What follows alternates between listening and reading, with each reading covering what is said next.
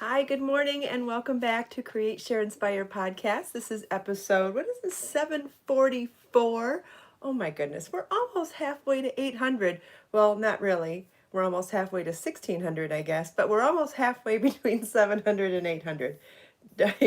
Don't get technical with a mathematician, right? Anyway, welcome back to Create, Share, Inspire podcast. I'm Kristin Omdahl, and we're here live in Southwest Florida in my studio this morning. If you have any questions for me, please let me know. If you would like to tell us what you've been working on, I know we would all love to hear what kind of projects you're working on. And if you're joining me live, just please say hello. If you watch the recorded version, please also feel welcome to say hello. Hi, Mariana. Good morning. Hi, Judy, Donna, Wendy, Thea, Carrie, Judy, Donna, Wendy. Good morning.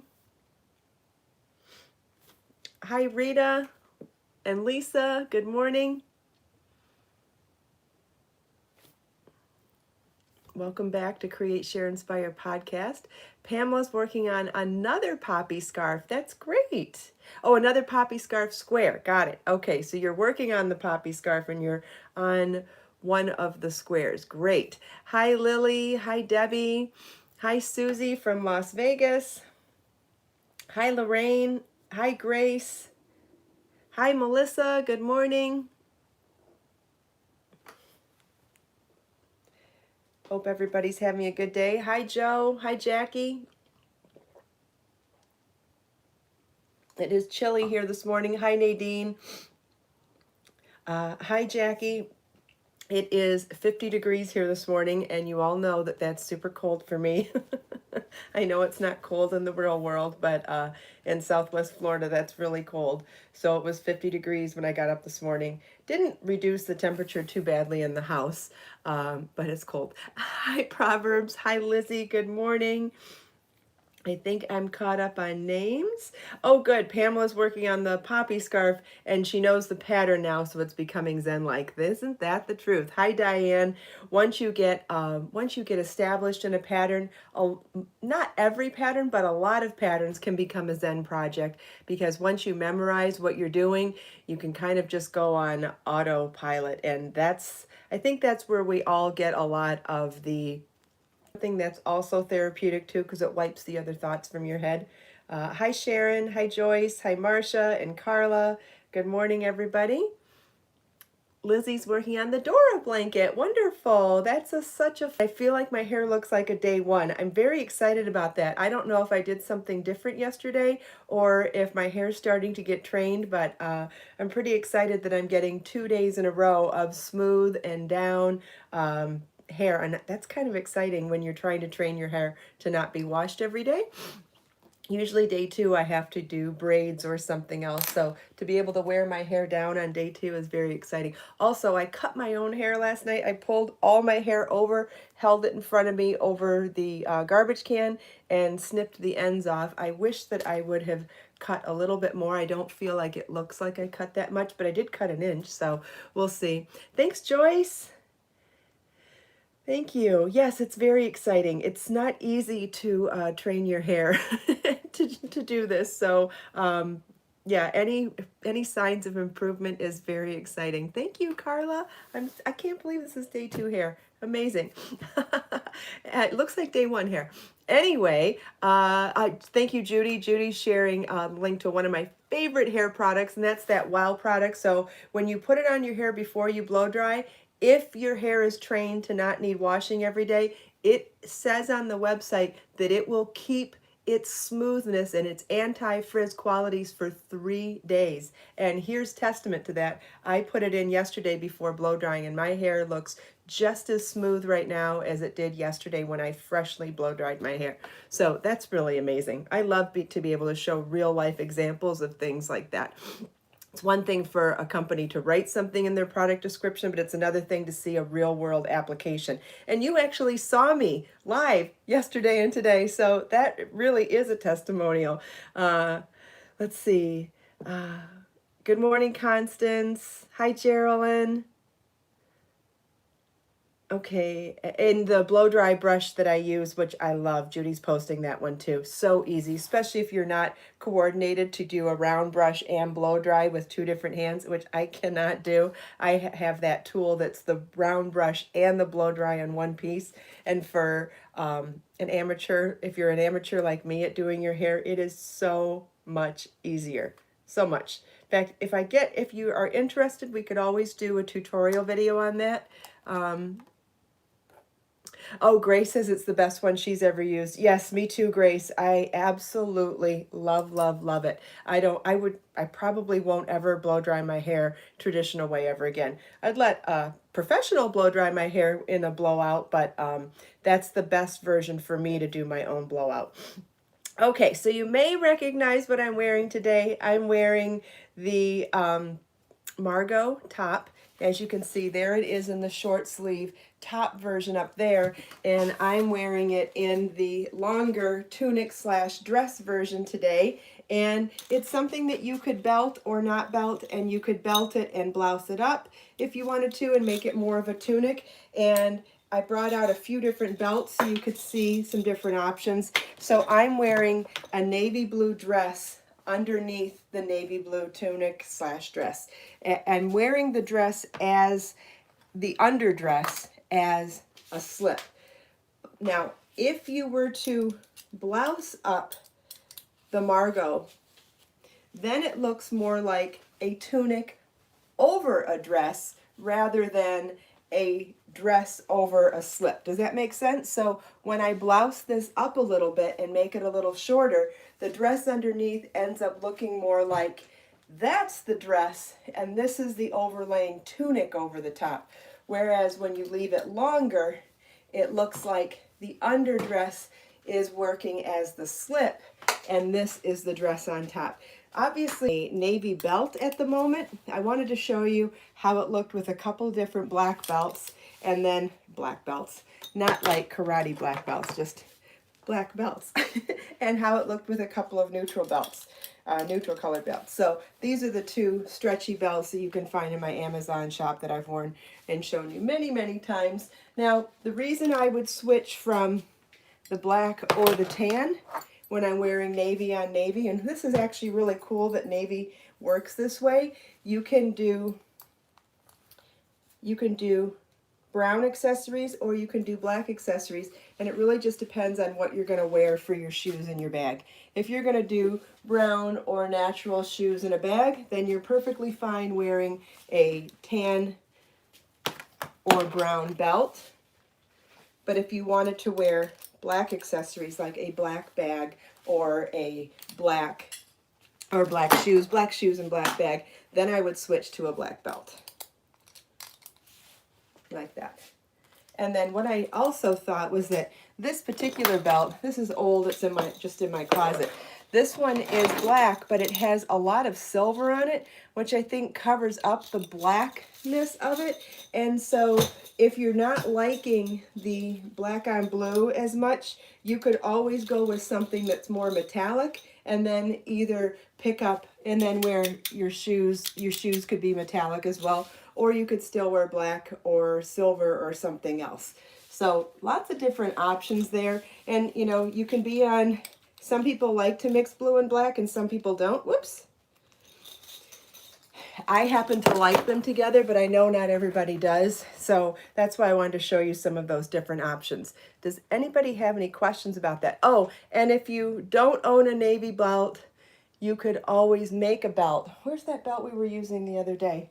Don't forget about making a crochet belt. If you have some extra, oh Judy, you have no idea how many belts I've collected belts over the years. A lot of them don't fit me, unfortunately, but I have some really cool embroidered belts. I should show them one day. Hopefully I can fit into them again and then you can see them, but I have a lot of cool belts. But this is one of my favorites. This is a gladiator, and this one reminds me of a gladiator or a warrior. I absolutely love it. So it's stretchy in the sections that have the metal plates on it, and then it's solid leather with the studs, and then stretchy fabric again with the metal plates on the other side, and then just clips here in the center like that. I love that one. And this one's a little bit of stretch too. This one has stretch in the back center, and then there's rope details on either sides of the front with the belt. Proverbs has lots of, these are not 90s belts actually. No, they aren't, but I was a huge fan of stretchy belts in the 90s.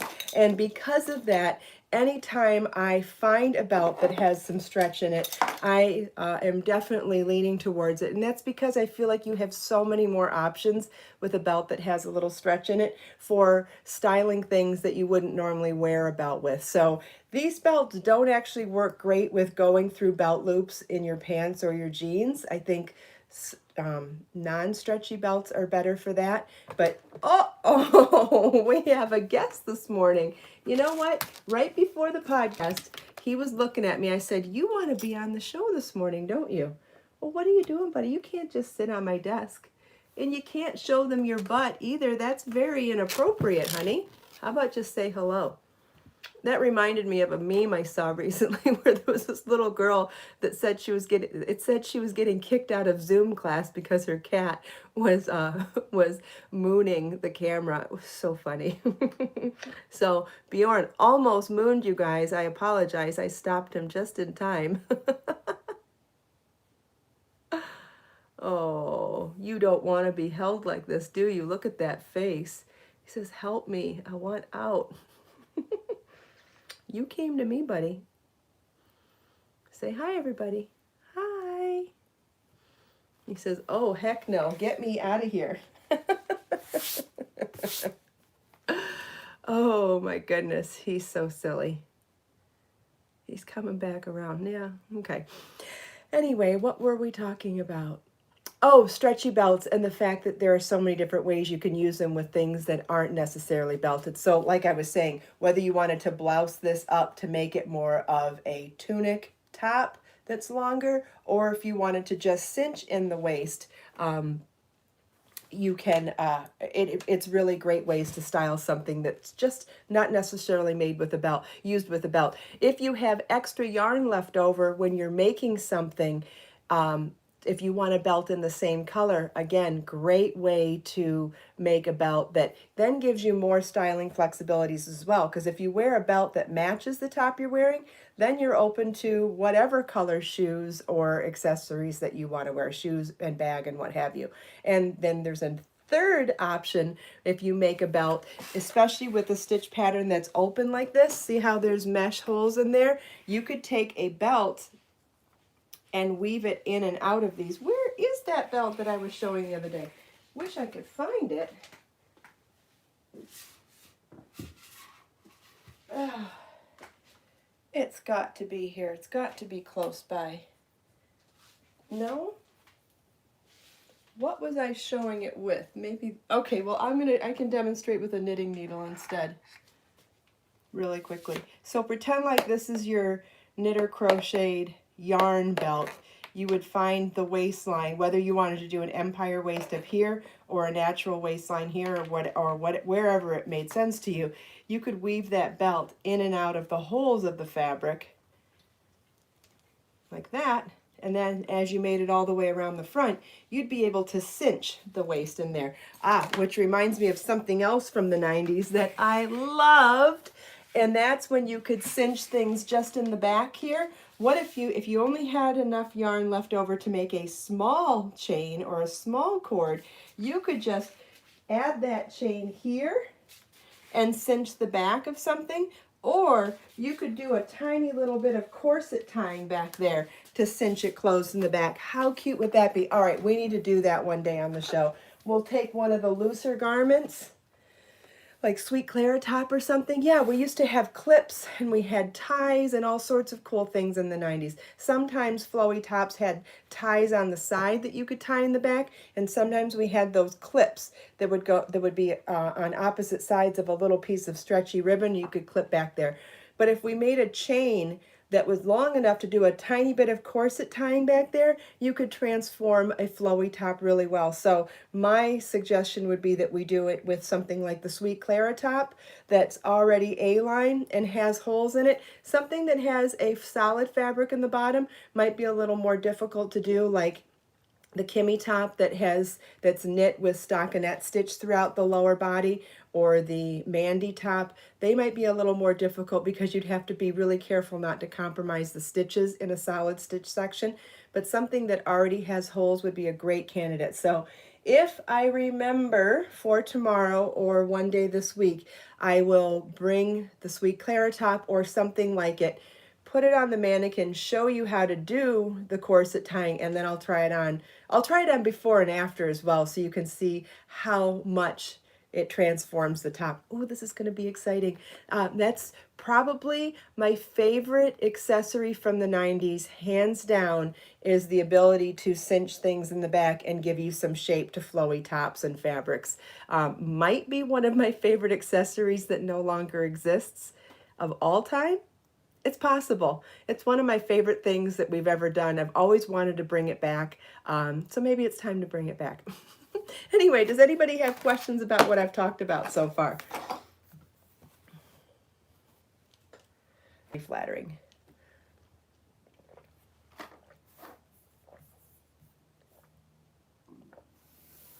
Thank you, Lily. I really like same color slip or underlayer to lace as well. And not that I don't like contrast as well, but you know, it just depends on your mood, because don't limit yourself to just tone on tone or just high contrast. They're both pretty.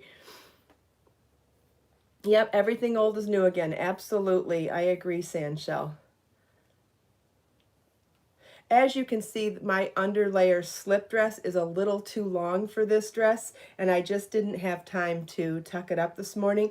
If you have this particular dress and you want to wear it as a slip under this particular pattern, and you have that length differential, one of the things that you can do in a quick fix is grab some two-sided tape and flip up the hem. Flip it up neatly, not while you're wearing it, but put it, try it on, see where you want it to be raised up, and then what you would do is grab some double-sided tape. See how it's just, you would flip it up like this, but not while you're wearing it. You'd want to do it evenly, flat on a surface. If this is something you'd like to see as a tutorial, just let me know too. But what you would do is get it on a flat surface, roll it up to the length that you want, and put little pieces of two-sided tape in a few places around there, and it'll hold it for whatever event or outing that you want it, or a photo shoot, whatever you're doing it for, and it'll hold it in place, but not permanently. And you would just want to take it out before you washed it or anything. You could even iron it. So what I would do, and this is what I've done in the past, if I wanted to shorten the dress to wear it as a slip under a specific dress that's shorter than what you're using, is I would measure where I wanted it to be while I'm wearing it, take it off, fold it to the desired length, iron it to, you know, fortify that fold, and then open it up and put little tiny pieces of tape in several places. Little tiny pieces of tape you won't see through the fabric at all, but they will hold. And so you could just use even thin two-sided tape. It doesn't have to be anything that strong. It's light fabric and it's not holding up a whole lot of weight. It's really, really, really an easy fix. If that doesn't sound easy, let me know and I can always show it one morning on the podcast, but it's really easy to do. The tape is easy to remove. Yes, Debbie, it's easy to remove. I would not iron after you put the tape in though, because then your tape could melt and then it would be messy getting rid of it. You just want to use the tape lightly. You don't want to melt it in there. So ironing before tape. Ironing before tape only. Hi, Edna. Good morning. Thank you, Kat. I'm glad you appreciate my styling tips. Hi, Salsa. Does anybody have any other questions about any of that?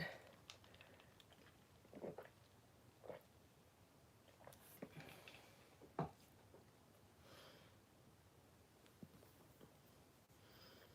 wait and see if there's any questions before I move on.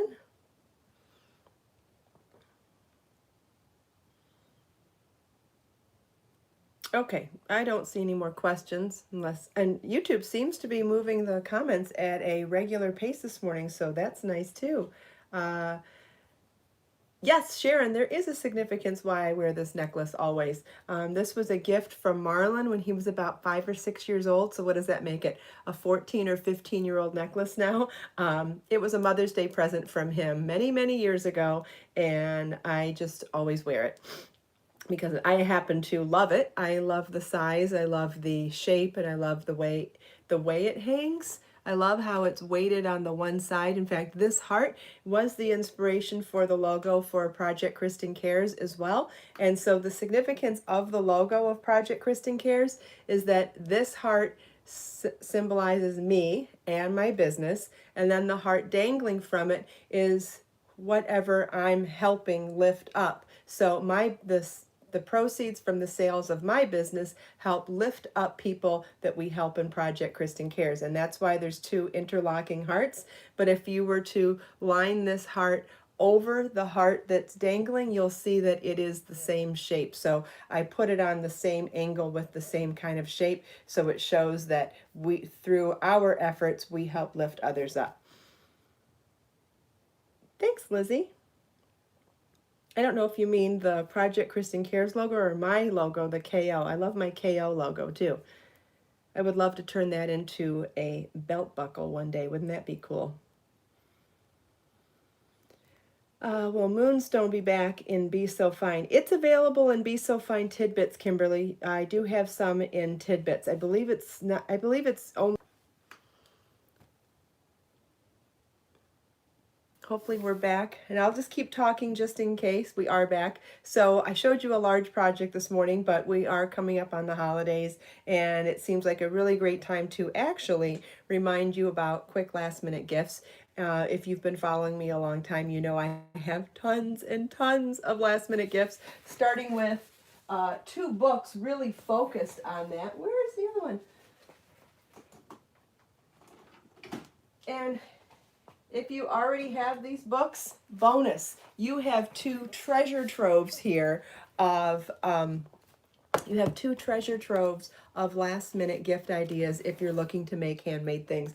I feel like this year more so than I've always believed in handmade gifts, but if this year more than ever, especially with social distancing and maybe not traveling to see people and just maybe not seeing people for the holidays, to be sending gifts instead of giving them in person, what is even more special than handmade now, right? So if you already have this book, great. You have so many resources in here for making quick handmade gifts, from food gifts to sewing gifts to crochet gifts to knitting gifts to paper gifts. So many cool things. Our paper gift boxes. This particular one, I keep this one on my desk all the time. This awesome little box is more of like an origami type of a box, but you can learn how to make this in the book as well. And there's a video on it. And the way I developed the pattern so that you can follow along with the template, it is so easy. Look at this. So it opens up and you can put a gift. You could put a handmade gift or a store-bought gift or whatever inside, and then you cinch it closed with the ribbon and it becomes this adorable little gift box.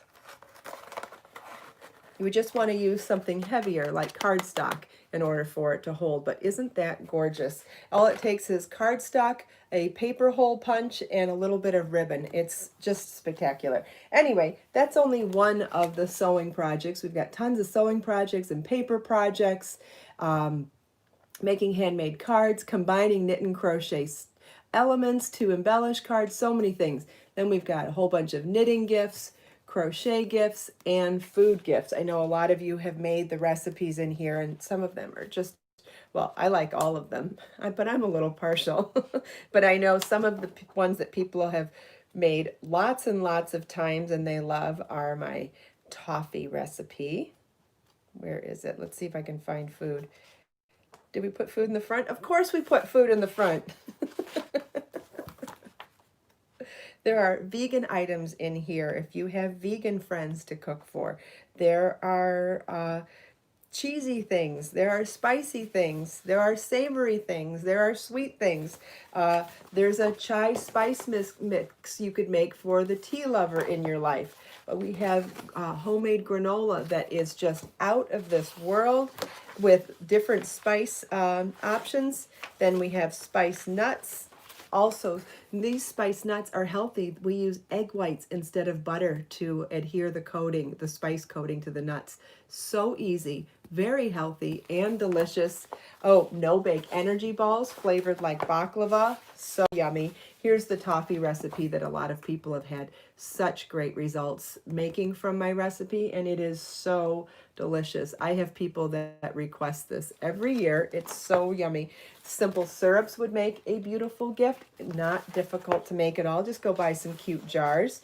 If you go to the 80 Handmade Gifts page on my website, you can see resources for buying all of the, not only the yarns and stuff that I make and sell, but all of the resources for the things that I use. So if you wanted to find the jars or anything like that, you could find those there as well. They're all in my Amazon shop. Some really yummy recipes for a muffin mix that you can convert into mini loaves, mini muffins, or a full-size muffin or full-size loaf. So it's all three recipes. I show them in the three different sizes of baking, but you could mix and match the different recipes for those different sizes. And how cute does a handmade loaf look inside a bandana that you embellish with knitting or crochet? So you can, there's a pattern in here for knitting on fabric and a pattern for crochet on fabric to make an edging around a bandana. You could do that around a handkerchief, a bandana, a piece of cloth that you've just seamed, whatever. But it makes such a beautiful handmade gift to combine a handmade food item with a handmade embellished fabric that makes the gift, or what does it make? It makes the wrapping paper kind of, but reusable, and they can use it for other things as well, including wearing it as a bandana. Some different pickles, including my favorite, the Moroccan pickles that I learned how to make when I lived in Israel. One of my favorite things in the world. Truffles, super easy truffles. And if you go to that page on my website, I show you where you can buy these adorable little boxes with the little mini cup liners so that you can make the whole entire gift. And also suggesting that you use one of the handmade crochet hearts from the crochet chapter, and you could embellish the top of the box with that. So cute. A cheese log. Whether you like cheese logs or not from the store, they're often really processed. But if you put all the ingredients that you love into a handmade, homemade cheese log, you might become a fan of cheese logs after all. They're pretty amazing. If you put stuff in there that you like, I know I'm not a huge fan of the store-bought ones, but man, you make them homemade and they're amazing. The cheese crackers, if you like Cheez-Its, these are Cheez-Its times 100. They're amazing. And so they make a great gift, but really difficult to not eat them all on your own. If you have a vegan friend or someone who's really into healthy treats, these quinoa crackers are out of this world too. They're made with just seeds and nuts. Is it seeds and nuts or just seeds? I think it's just different seeds and quinoa. Yeah, and a little nutritional yeast. These are incredible. They're just incredible. Sweet Melissa, you tried the cheese log and you loved it. Wonderful. A probiotic cream cheese recipe. So it's a probiotic. It's dairy-free and it tastes like cream cheese. I add green onions to mine and put it on a bagel and it tastes just like cream cheese. Plus it's a probiotic. A hot cocoa mix. This is a great recipe to send to a family with kids so they can just make hot cocoa with this. You buy the cute jars. And I did 3 different flavorings, and you can see I decorated the tops of the jars with the different flavors. So we had a recipe for marshmallows and chocolate chips, another one with ground cinnamon and cayenne. Then we did one with crushed peppermint candies. Then we did one with caramel hard candies that are crushed up. And then, so there's 5 options in the recipe. The 5th option is to put some instant coffee in there. So you get the main recipe and then 5 options for flavoring it in different ways. So you could actually make a gift set of 5 different flavors of hot cocoa. How awesome is that? Oh, and flavored sugars. This is fun. Kids love to make this, and it would certainly be a fun way to decorate or to flavor your fruits or your yogurts and stuff. So, or you could do this for a tea lover or a coffee lover. Flavored sugars are super fun to make, and I think there are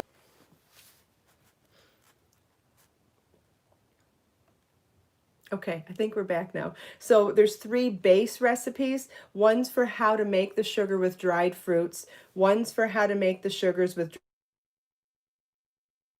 and then one of the base recipes is for how to make the flavored sugars with citrus zest. So those are the 3 bases. Now, once you get into those bases, then you can have a lot of fun too. So citrus zest, lime, lemon, grapefruit, orange, whatever, dried flowers or spices. So dried roses, dried lavender, or any dried spices, star anise, cinnamon, ginger, anything. I mean, so many. Chili powder. I did a chili powder sugar that was unbelievable. That would be amazing with some cocktails even too. The star anise sugar was so good and great for tea. And then dried fruit. So if you buy freeze-dried mango, freeze-dried raspberries, freeze-dried strawberries, those are great for making the fruit one. And then I think the last recipe in here is for a peach chutney that was really yummy too.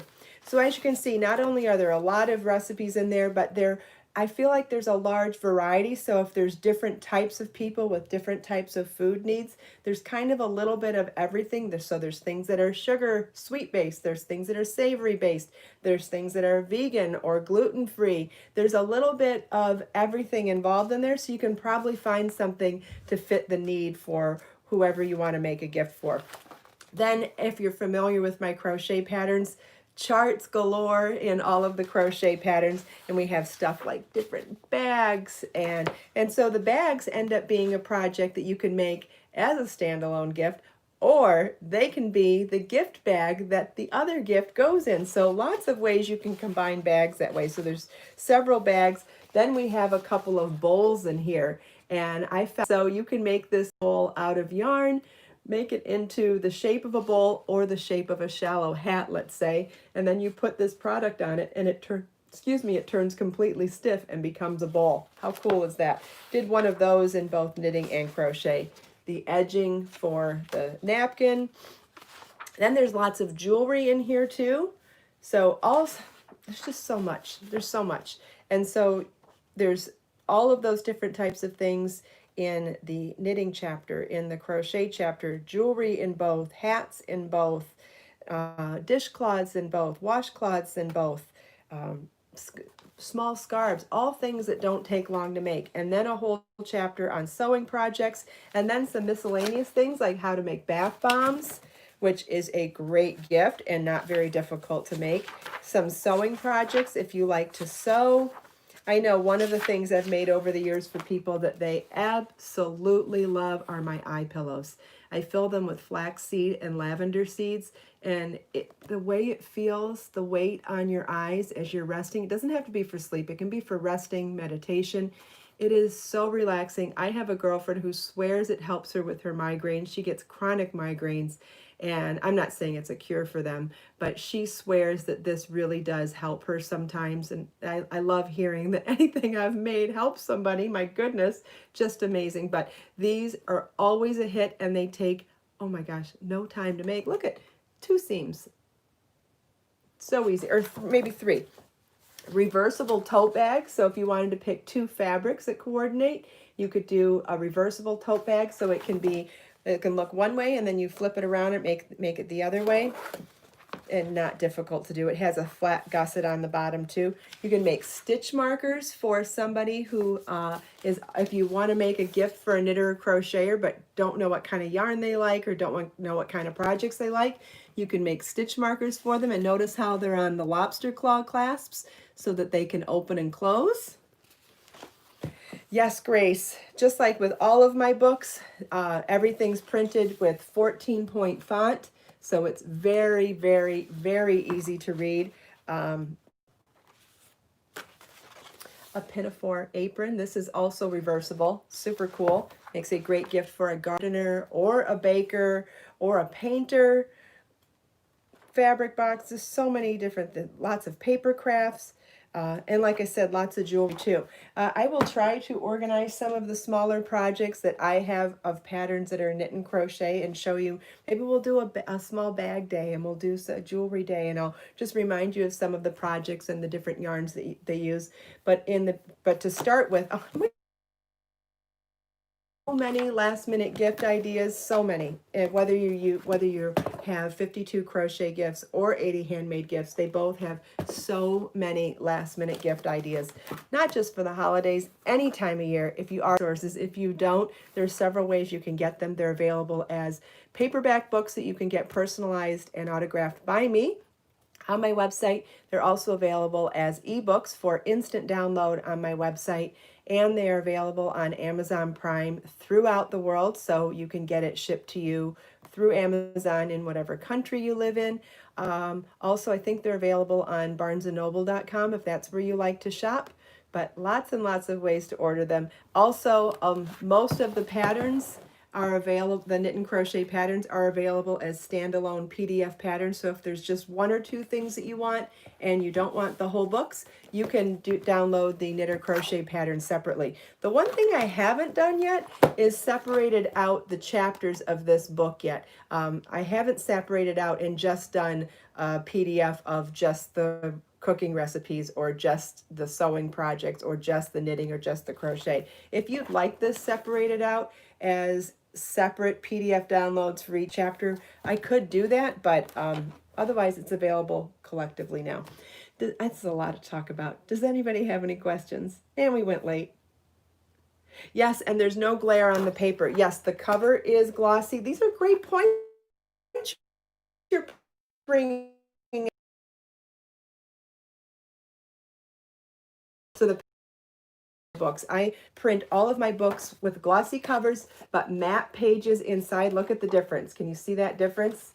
So it's matte pages, white only. No, you notice there's no cover overlay. There's no square boxes of color over the text at all. It's easy to read in very large 14-point font. If you have read other books, knitting and crochet pattern books, or even cookbooks before, you'll know that that's not always the case in other books. I've done this specifically with you in mind. All right, any more questions? I think we have a hang up on comments now, and I know I went late, I'm sorry. But I'll pause for a second here and see if there's any more. Yes, that's a good idea, Pamela. All right, well, thank you all so much for taking time out of your busy day to spend a few minutes here with me.